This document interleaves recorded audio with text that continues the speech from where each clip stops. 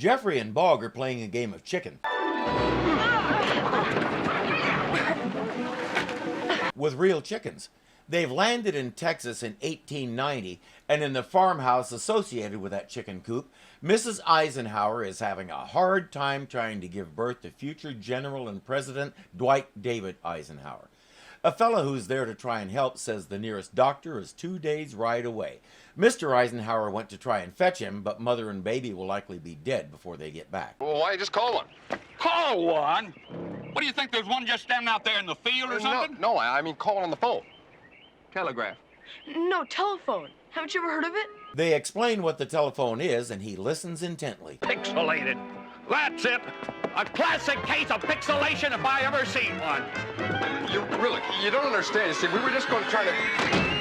Or not. It's off to Boston, 1875, to see what went wrong with Mr. Bell and his invention. I suppose the first thing that went wrong was a telephone wasn't what he was trying to invent. It was supposed to be a hearing aid. But that's another story. President Eisenhower won't be born, and who knows how many other problems it'll cause. Better check it out. Boston, 1875 or 76. I don't remember which.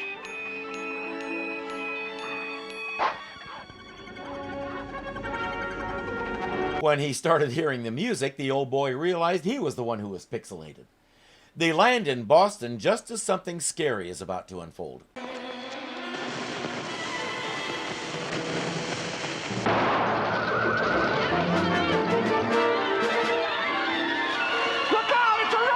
Gosh, what a funny prank. Somebody could get killed. Isn't that hilarious? Hey, lady, look out! Get out of the way! Look, she's gonna get hit! Hey,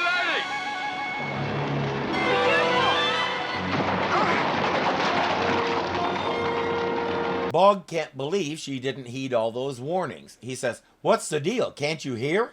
No, I'm deaf. Oh.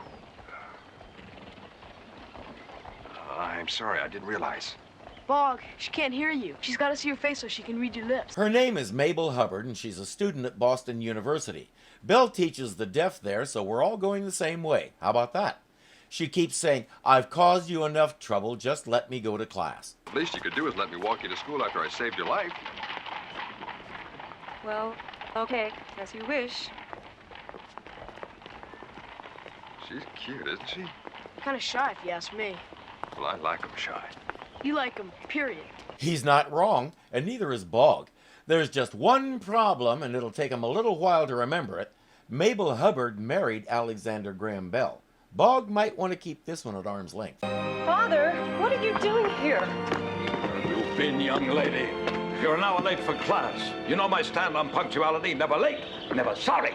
Since when do you come to school to check up on me? Since you snuck away from your governess this morning. And you didn't even remember your sippy cup. They explained to His Royal Hatness about the runaway wagon and all the rest, and now he's sure she needs a governess. I deserve a life of my own. So you do. And you shall have that life of your own, as long as your governess is with you. But I'll not have you endanger your own life. Can't hear you, Father. I've got my eyes closed. Wouldn't you love to be able to do that? She wasn't born deaf. She contracted scarlet fever when she was 5, and it left her completely deaf. Her speech is excellent, thanks mainly to Professor Bell's tutoring when she was little. I hate it when she does that. Pretty good way to end a conversation. She's perfected it to an art. Go to class. We'll talk later. Mr. Hubbard points out Professor Bell in the gazebo working with a little boy. He says he's the best teacher of the deaf I've ever seen. He's a great inventor, too. So he tried to convince me once. Oh, I'm a patent attorney. I've seen enough of men's folly. Oh. Mr. Bell is a very good teacher of the deaf. He should continue doing that. Why can't he do both?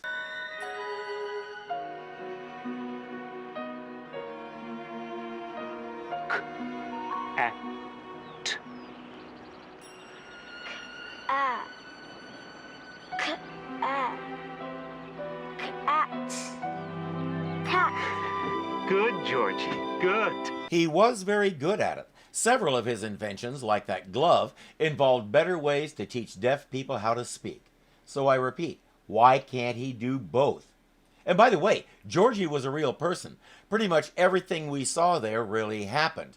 Georgie's father, more precisely Georgie's father's money, was instrumental in getting Bell what he needed to develop the telephone. Speaking of which, Jeffrey says, what about it? Oh, that. I'm surprised you've heard of it. What's left of it is around my shop collecting dust. But why? Well, I spend my days teaching, so I'll have the money to pay for my rent and eat a few meals. That only leaves me my nights free to work on a more lucrative invention, the harmonic telegraph. The biggest problem with the telegraph system was you could only send one message at a time. His idea was that you could send several messages at once over a single wire if they were sent at different pitches. Needless to say, it never got off the ground since 98% of us never heard of it until just now. Wait a minute. Aren't you married or engaged? Me? I have no money to support a wife. Not even a girlfriend? I teach all day and work on my telegraph at night. Who has time for courting? That's gonna change, dude. A lot of things are. He says, drop by my shop sometime. It's also my home. When I'm not here, I'm there. But I will not eat them anywhere. Sorry, I thought we were doing green. Never mind. Jeffrey remembers it all now because he saw it on a late-night movie. Bell is supposed to get the money he needs from his wife's father. Her name was Mabel. Mabel Hubbard, the girl they saved today. I think that's why we're here. So we gotta get Mabel Hubbard and Alexander Graham Bell to fall in love. Come on.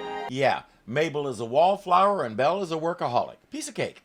Jeffrey will go to work on Bell and convince him he needs to get married, and Bogg will start drawing Mabel out of her shell. You sure you don't want to do that the other way around?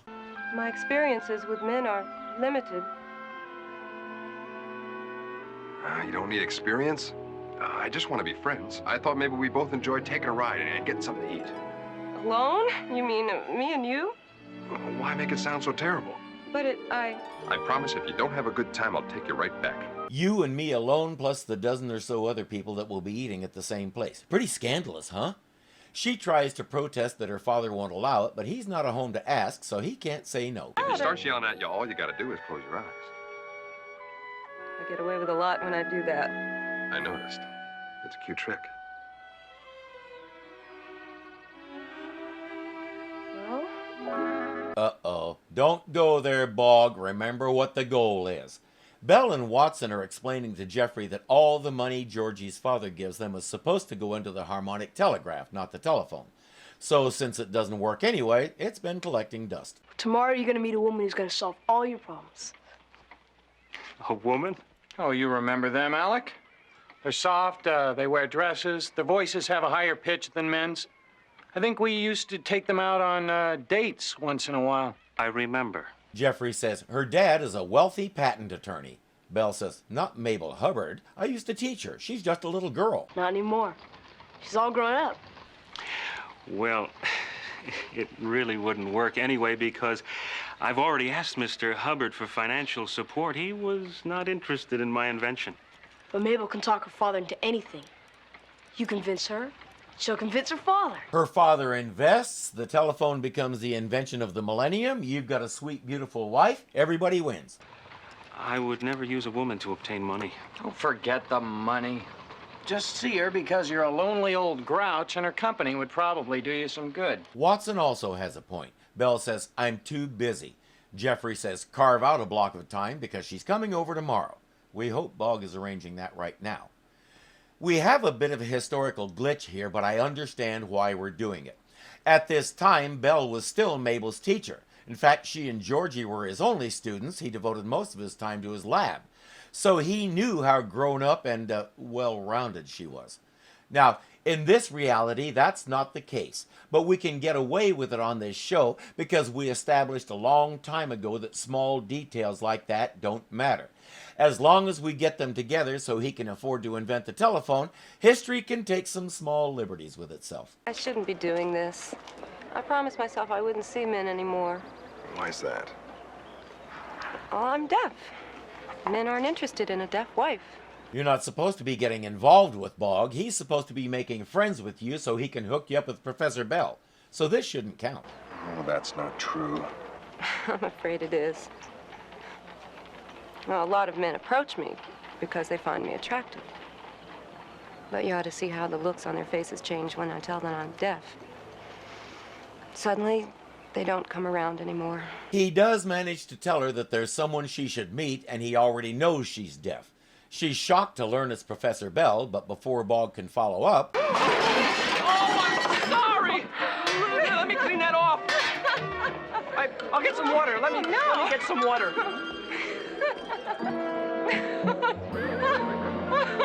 What's so funny?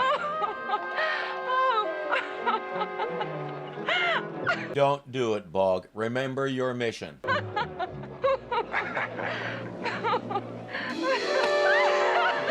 We get the standard cake fight, and they both end up laughing uncontrollably. This is not good. It's time to prep her for meeting Mr. Bell. Start out by being light, happy, smile a lot, laugh a lot. Now, what if he doesn't say anything funny? Well, laugh anyway. And if he starts talking about things you don't understand, just nod your head yes. Throw in a couple uh-huhs. And when he pauses, say something like, that's very interesting. Even if it's not. Especially if it's not. He just gave her the long-form version of smile and nod. She says, what do I do if he asks me to dance? Bogg says, let me show you a few things. This is wonderful. Oh, great. I never knew dancing could be so much fun.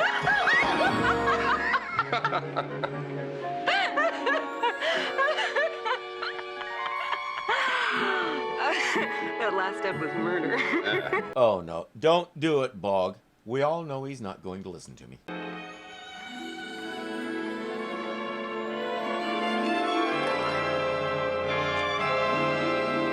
Excuse me, somebody around here is supposed to fall in love with Professor Bell. I think it's Jeffrey.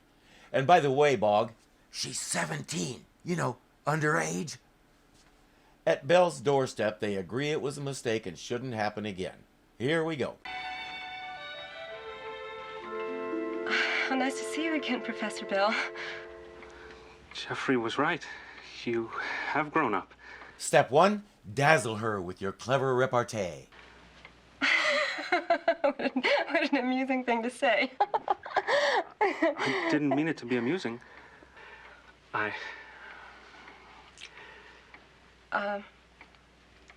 I come in? Oh, of course. Please, sit down. Step 2, let her in the door. This is so awkward, I feel like I'm watching a calf try to take its first steps. Somebody else is watching the wobbly calf. So far, so good. You think so? She got through the door okay. He didn't trip. Mr. Bell, Please, call me Alec. Please call me Mabel. He went by Alec for pretty much his whole life. There aren't too many ways to shorten Mabel, although I hear after she married him, she started going by Bell and became Bell Bell. Well, it was certainly nice of you to invite me over like this. Invite you? But I mean, Jeffrey said that you were coming by, and... You didn't invite me? Well, I would have if I had thought of it. I would have if I'd have thought of that. Let me make that even worse. I would have if I'd known you grew up to be such a hottie. There, that's even dumber. You're welcome. She says, I understand. You're the same as everyone else. You couldn't get serious about a deaf girl. You're around us all day. Why would you want to come home to another one? She starts to leave in tears. I make a practice of not getting involved with any of my female students. Because they're deaf? No. No. It's because usually they're too young. I know technically you are too, but I'll make an exception this one time. And there's something else. In fact, there is one deaf woman in particular I'm very serious about. I used to go home to her every day. Who's a lucky girl? My mother. Where do you think that passion for deaf people comes from, girl? You think it just sprang up out of nowhere like a dandelion? It's a labor of love for him, which means someone very important to him created that spark in him that's grown into the fire you see before you. You think he does this because it's the only thing he knows how to do? It's pretty much the only thing he wants to do. And now you know why. So, you're deaf. I'm not incredibly handsome. Does that make us any less as people? No, I guess not. I guess not. Here. Dry your eyes. And I'm going to show you a great invention that doesn't work. Once they stopped being what they thought the other person wanted them to be and started being themselves, it went well. I think they both still want to pants Bogg and Jeffrey for that stunt, though. Later, he and Watson are working on the harmonic telegraph while Jeffrey is quizzing him about Mabel. Yes, he wants to see her again. You know, I bet if you're engaged to Mabel, Mr. Hubbard would give you the financial support for your inventions. Boy, you like to rush things. All we know is I like her. We still don't know if she likes me. That could be a problem. You think you could love a man like Bell? Yes, I think I could. Great. Because I could. think you... That is, if I wasn't already in love with you. Phineas said the heck with it and married her. Instead of Bell, she became Bell Bogg. I told them they should have done this the other way around. But then Professor Bell would fall in love with Phineas, and Alexander Graham Bogg is just silly. We have a job to do. I know. We'll figure some other way to get the money. No! You can't change history. Why am I telling you this? You're the one who's always telling me. He says, I love her. It's never been this way before. I've fallen for a few, yeah. Dude, you are the original sailor with a girl in every port. He says, I could settle down with Mabel. Now, he said the same thing about Jackie at Pearl Harbor. He sure seemed to have it for Olivia on the Titanic. I could go on. But this time it's the same thing, except it's different. He's really in a quandary. He doesn't know what to do. Watson? Watson, what are you doing? I'm plucking the reed free. Keep doing it. I can hear the vibrations. This is it. It's generating audible sounds. He was still a ways away from speech, but this proved it could be done.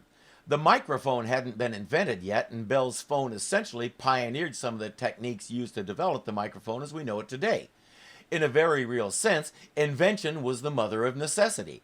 We had this phone, but the voice conversion system Bell used wasn't very good.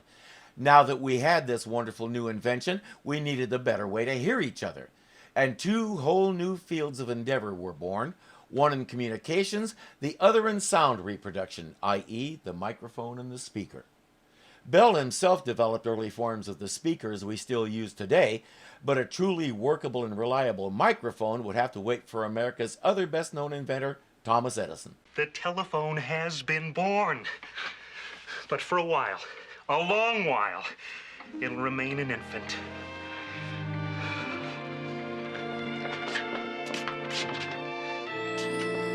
And it'll remain an infant because he still needs money. This won't convince his investors because they won't grasp what it is and what it means. Bogg knows what he has to do. Good morning, sweetheart.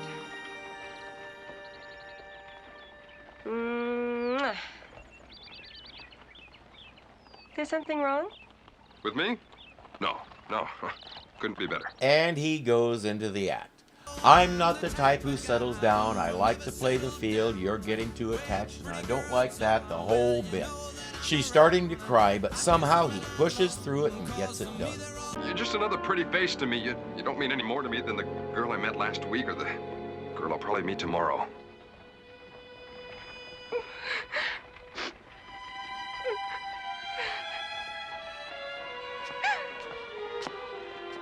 And now that her back's turned, you can say what you really want to. Well, I hope someday you can forgive me. And I hope someday I can forget how much I love you. She more or less instinctively goes to Alec for comfort and a shoulder to cry on, and history is back on track. Let's head forward a few months and see the actual birth of the telephone. Bell is using a diaphragm connected to a wire that sits in a water bath. Vibrations in the diaphragm move the wire and create an electrical current that's sent to the receiving end. Except the only part of that whole thing that's happening is the diaphragm vibrating. Everything else isn't cooperating. Why is the wire in the water? Water acts as a conductor for the electricity. Maybe it's not a good enough conductor. I can fix that.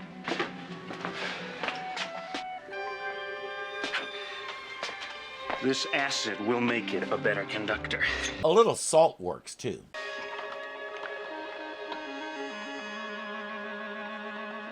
A few drops in the water.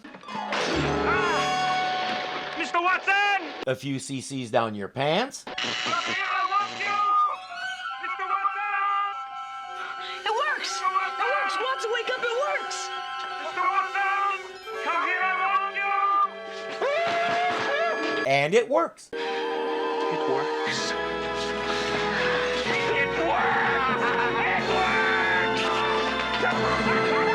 Bell and Watson were married later that spring. Mabel gave up and became a lady of the evening.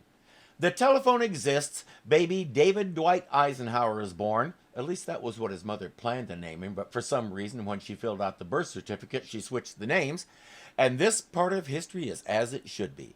Belle had a long and fulfilling life, but she always had a tiny corner of her mind where she never forgot that mystery man who drove her into Alec's arms.